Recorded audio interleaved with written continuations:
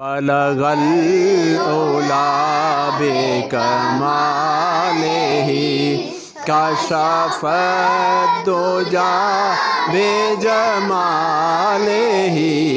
हसनत जमीउ खिसालिही सल्लु अलैहि व आलिहि व सहबिही वसल्लमु तस्लीमा।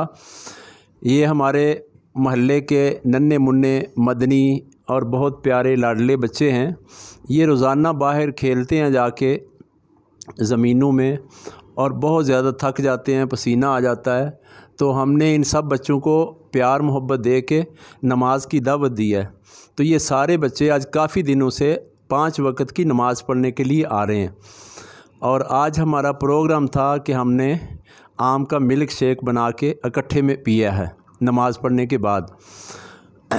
और आइंदा हमारा प्रोग्राम है कि जो बच्चे 40 दिन 5 वक्त नमाज़ पढ़ेंगे उनके लिए हम एक कुरानंदाज़ी के लिए एक साइकिली का वो इनाम निकालेंगे।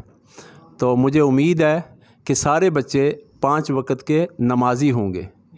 क्यों भाई, आप पढ़ेंगे नमाज? शाबाश, जज़ाकल्लाह। तो आप जो नमाज़ पढ़ने बेटा आते हैं, आप में से कौन बताएगा कि नमाज किस लिए पढ़ते हैं? मैं अपने अम्मी अब्बू के लिए नमाज़ पढ़ता हूँ ताकि अल्लाह ताला उनको सेहत दे। माशाल्लाह जी। आप में से कौन बताएगा कि भाई आप नमाज किस लिए पढ़ने आते हैं?